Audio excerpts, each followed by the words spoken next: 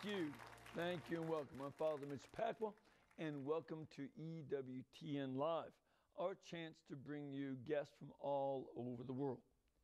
Our guest tonight isn't from overly far, just up in New York, and she's here to help us understand what it means to be hidden in the heart of Christ in order to live Jesus, as the motto for their spirituality says. So please welcome the president of the Second Federation of the Visitation Order in the U.S., Sister Susan Marie Kospachak. Sister Susan, welcome. Happy to be here. Good to have you. Thank you. It's a pleasure to be here. Thank you. Yeah, it's very nice. I hope you had a good trip coming down here to Alabama. Very pleasurable. It was extremely even and smooth, and I met wonderful people on the flight. Oh, that's good. That's good. Very enjoyable flight. Thank you. You know, one of the things that we don't hear a lot about is the visitation order, because for the most part, most of the visitation sisters tend to stay in monasteries. Is that not true? Oh, sure. Our life is a monastic life, which means living within a monastery, living within a certain community for life. It's a life that's a life of prayer. That is our mission. A life of prayer is our mission. We pray together, we pray privately, but we do have some service as well. Yes. But that's the primary purpose. Right. You know, one of the things that does sound a little odd to some of our listeners is that you have nuns living in a monastery. Yes. You know, but that's what you call it. Yeah, they're not convents because they are considered monasteries. We are living the monastic horarium, a monastic lifestyle, which is what's a horarium? Horarium is a schedule. Okay. It's basically a schedule of the day, and we live a day that's disciplined, where everything is balanced for us, so that we're praying, we're working, we're eating, we're sleeping, we're serving, and it's scheduled. There are times set for each of those activities. Sure. That, in fact, that was one of the things that characterized religious life most everywhere. I mean, religious life was run by bells. You know, I don't know if you still have bells. We still have bells. You still have the bells. Yeah, we don't have as frequent bells as perhaps was in the past, but we still live by the bell in certain times of day. Certainly for prayer, we always ring the bell. We have in our monastery we have a beautiful tower bell which rings out over the neighborhood, so other people might hear it and also be reminded of prayer. But sometimes the bells are interior, just within the monastery itself. Right. And perhaps some are watching their wristwatches. I'm not sure. But one of the things that was always an important virtue in religious life is that no matter what you're doing when the bell rings, it's time to go to the next thing, and that was part of obedience. Not only obedience, but in the visitation, the way it was phrased by St. Francis de Sales and others in the order was that we are responding to the call of the spouse. Our spouse, Jesus Christ, is calling us at that moment. So we drop everything, we leave things behind, and we go on and run to the spouse. That's how it's phrased in the writings. Now, and that's what we're doing. So we have this sense that your sisters who live in a monastery, when was the visitation order founded, and how did it get started? It was founded, the actual date was June 6th in 1610, but of course there was, preceding that was the inspiration of St. Francis de Sales and the development of the relationship of St. Francis de Sales with St. Jane de Chantal, because these are the two founders or the co-founders of the Order of the Visitation. St. Francis de Sales was a bishop. He was a bishop of the Geneva diocese but resided in Annecy, which is now France, but at that time had been Savoy. And St. Jane de Chantal was a wife who lost her husband in a hunting accident. And so she became a widow. She had 4 children. And she was, of course, very distraught. Sure. She had a spiritual director who kind of constrained her in her religious freedom, in her spiritual exercises. So that's how she was living. And it so happened that in his episcopal role, St. Francis de Sales was giving Lenten sermons in Dijon, in France, and Jane de Chantal attended them. So they met in church. St. Francis de Sales and St. Jane de Chantal met in church, but they really already had a notion, one of the other, because I would say in a prayer experience or a vision, each one of them saw the other earlier than prior to the time that they actually met.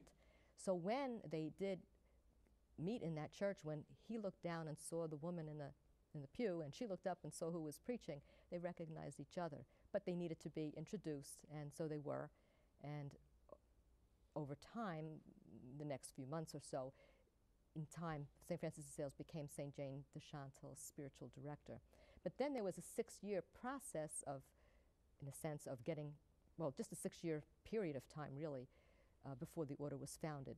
He was kind of guiding her, forming her, and knew that eventually, I guess, deep down, that this was going to be something that he would invite her into. Did her children grow up first? Partially. Not all of them. The young man was ready for going away to school. One of her daughters was married at a very early age, and the one daughter died just before they founded the order, the monastery in Annecy, and one she brought with her into the order, into the convent, into the monastery. I've heard it of stay-at-home moms. Yeah, stay-at-home moms brought the child with her. Yeah, and that's, in a way, that's how we began to have children around us, you might say, so that when later, in historical development of the Visitation, we began to have boarding schools, and today some schools in the United States, there was that very early precedent. It wasn't intended that way, certainly. Right. But there was a natural acclamation to having the young person around. Right. And there were others later. By the way, did her last child stay with her to become a nun? She didn't become a nun, no. There was a period of time when her name was Francoise, did have that inclination, but that didn't last. Right. She was married. Okay. Yeah. All right, now, the order continued to spread around France and became very important in the history of church spirituality because it was to a Visitation sister, St. Margaret Mary Alacoque, that the Sacred Heart appeared and began a devotion that spread from the Visitation Convent to the whole world.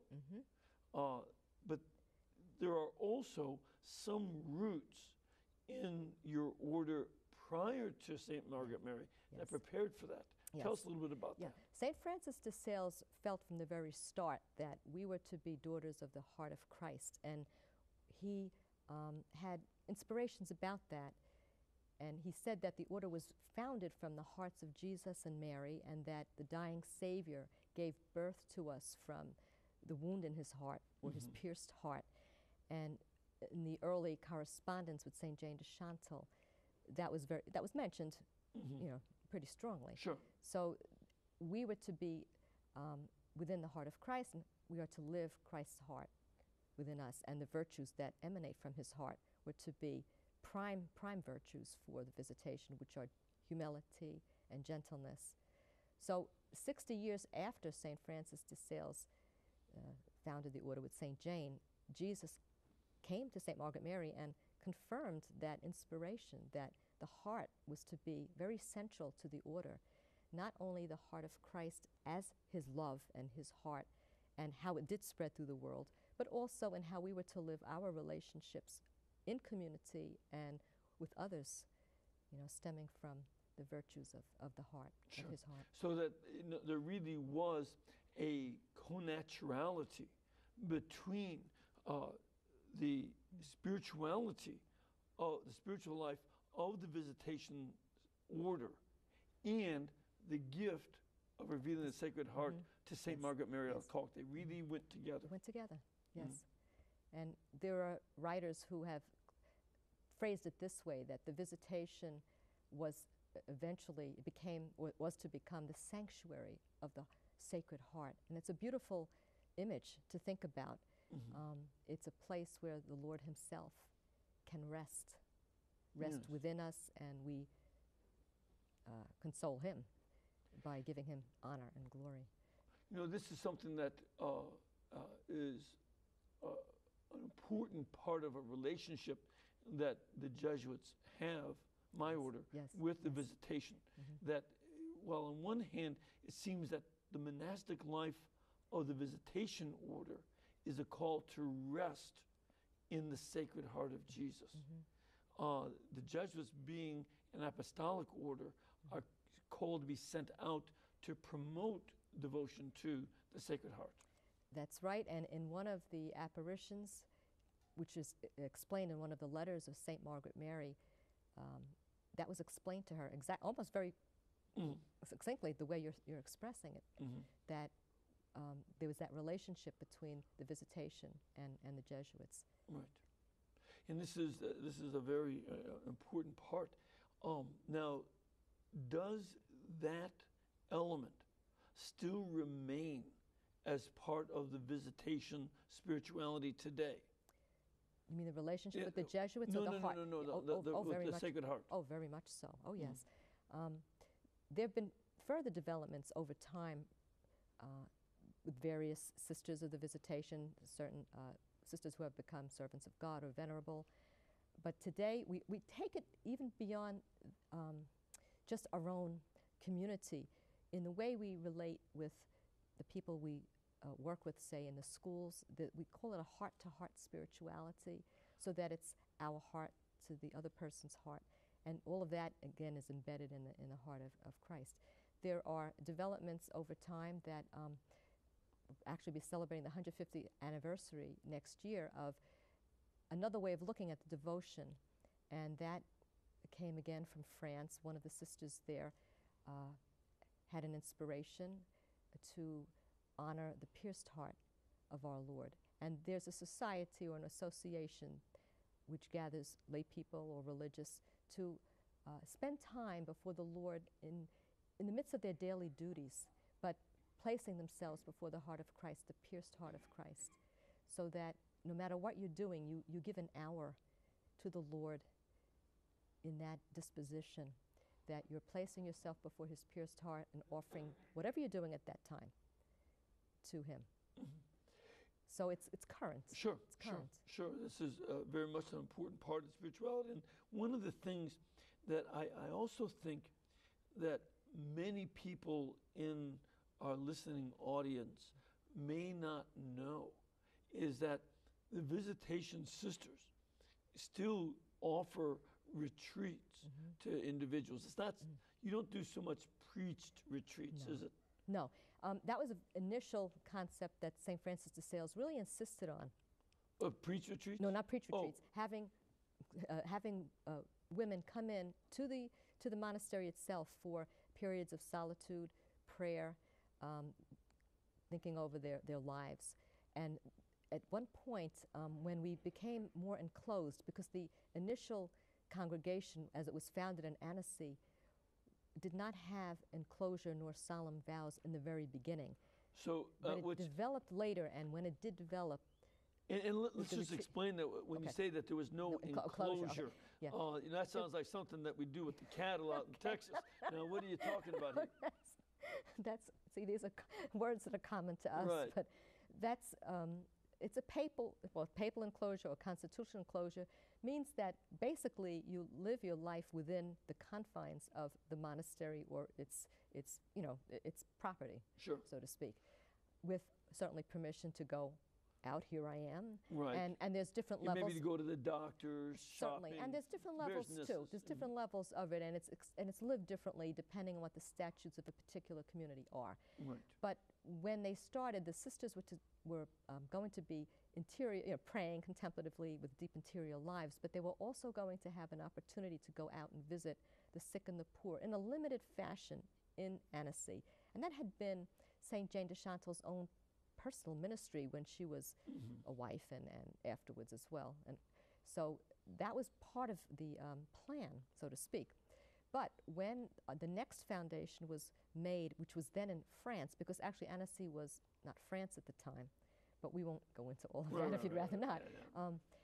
The bishop there, or the archbishop there, wanted the order to resemble all of the other established orders with enclosure and solemn vows.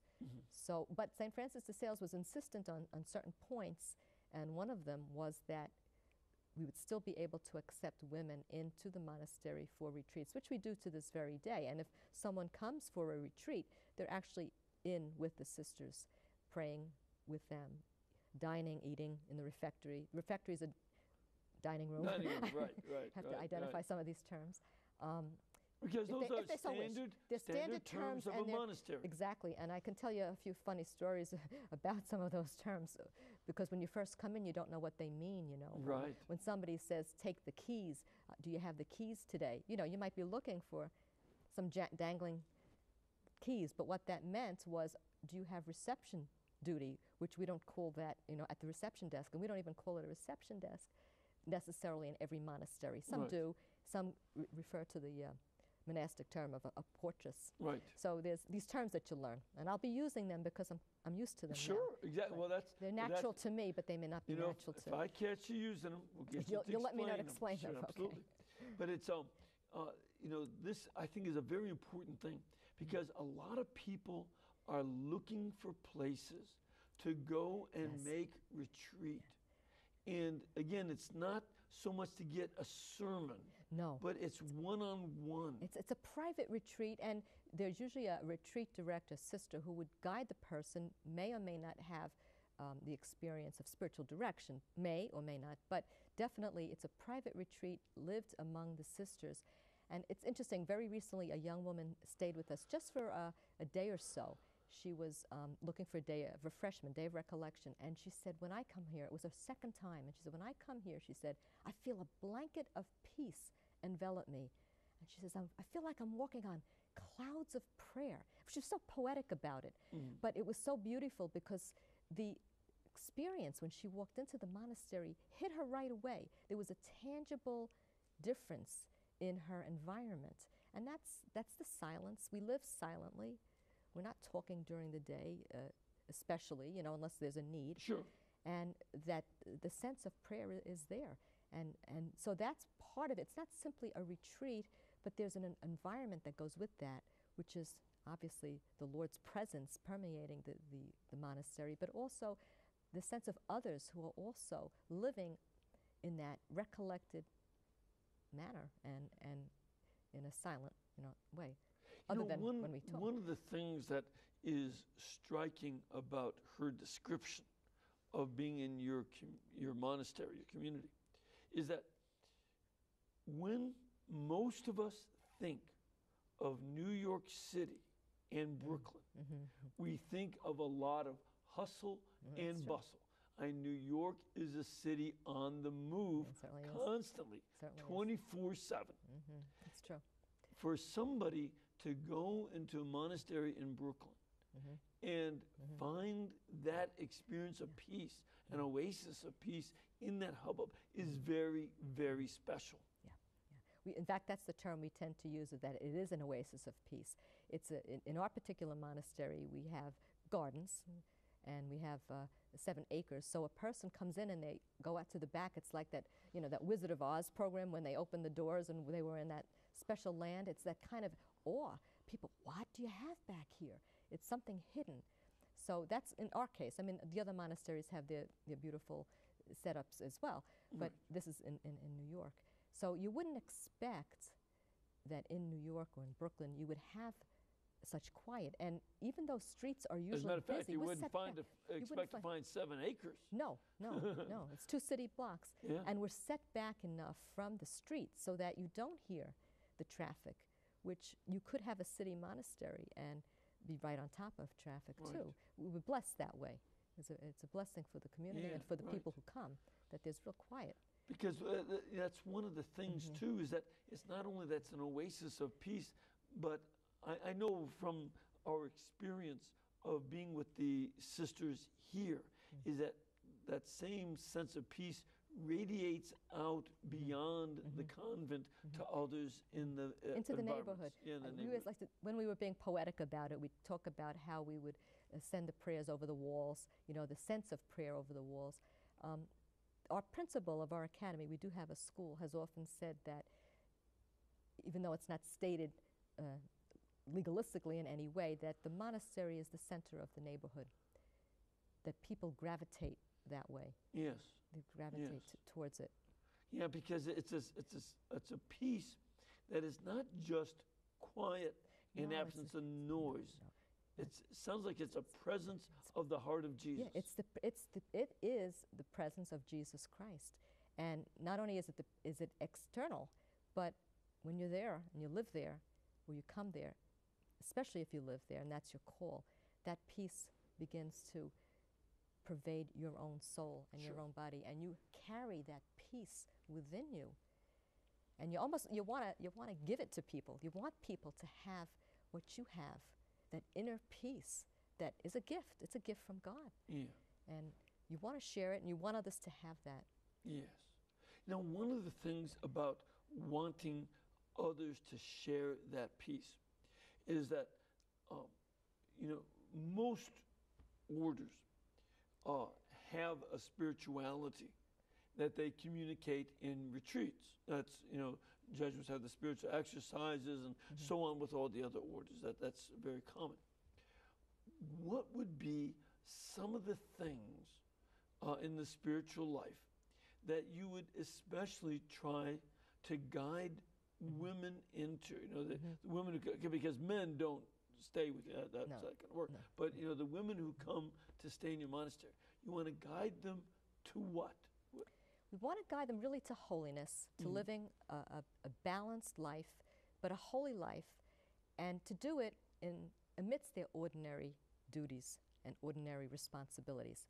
And that's what St. Francis de Sales was really talking about in the introduction to the devout life, and which we also do. Which is one of his most famous books. Right, Yeah, which yeah. is very available even today, very available. St. Francis, the Devout Life is is part of your spirituality. That is part of our spirituality. And when we're in formation, if we haven't discovered it earlier, we read that book and studied that book as well. So it's not just for the laity, it's for all of us. But we would be guiding them to what we call the little virtues. St. Francis de Sales said that the order was to be hidden in the heart of Christ. We were to be small. The words they would use would be something like lowly. But the point being that we were to be living those virtues in a simple way, in an ordinary way. So, for example, if someone comes and let's say that they express some kind of situation in their family, well, we'd encourage them to have patience, for example. That's one of the virtues you'd try to develop in your life and with a person who might be coming in. Or they might be thinking that when they come to a monastery, they have to take up every spiritual exercise that they can possibly think of because they want to become holy quick or something. I mean, people have ideas, So you might. I can imagine New York is trying to everything. Let's get quick. Let's get holy Everything over quick, there is quickly, fast. right? Quickly. So you encourage them to slow down, take each moment as it comes, to live in the present moment. That's a very strong point from the Salesian point of view, the St. Francis de Sales spirituality.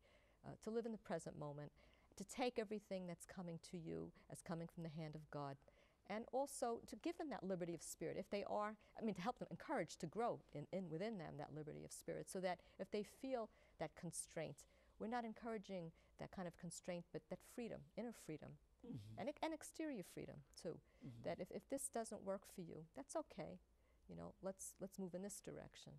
See, I think one of the problems that many people have with even beginning the spiritual life is that they are so often caught up in a variety of compulsions, sometimes sinful, sometimes just bad habits, and they're so determined by those compulsions that they don't know how to find that interior freedom that comes in Jesus.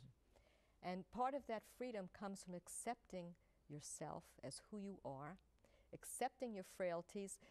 Again, these are words that we would probably not use today and may even need to be explained, but St. Francis would say something like, love your own abjection, which means love your weakness in a way, embrace it actually, which may be very difficult for any of us to really do. But the point is, if you fall down, you pick yourself up and you move forward. you accept yourself as you are with the goal of continuing, trying to grow and spiritually or in one of the characteristics that we've talked about. Yeah. So you walk step by step with whoever it is that you're guiding. And- Just find out where they're at. And one of the things that would be key is that as a person experiences that abjection, or I think more modern word, more modern word. weakness. Weakness, say, Yeah, or frailty. that weakness and frailty. They encounter Jesus in that weakness. It's not just my weakness No. and me. It's He's there. meeting Jesus. Jesus right there, who will pick you up, who will give you the strength, who will give you what you need to move. And that's where you cling to him. You cling to him, you cling to his heart. He's right there. He's right there. And he you in your prayer, this is how you put it before the Lord. Lord, take me, help me, hold me. However a person prays. But that's exactly right, what you're saying. And this is one of the very important things, because when theology becomes too abstract, one of the common effects is that God becomes very remote. God becomes an idea and is very distant. What you're talking about is taking time for the silence to allow ourselves to come close to Jesus when we're at our lowest and find the intimacy with him in our weakest.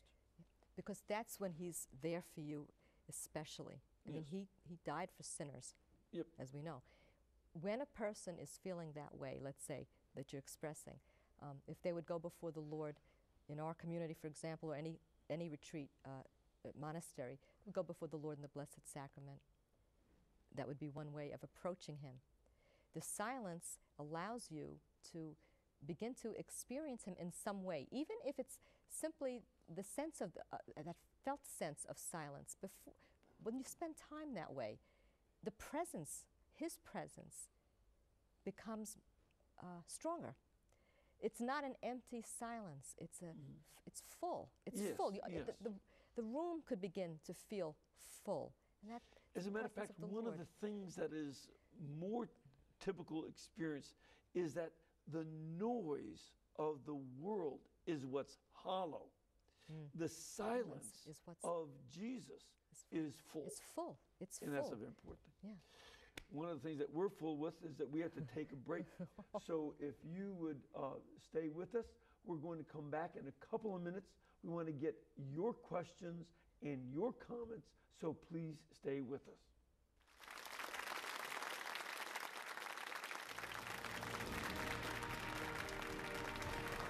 Join Father Mitch next time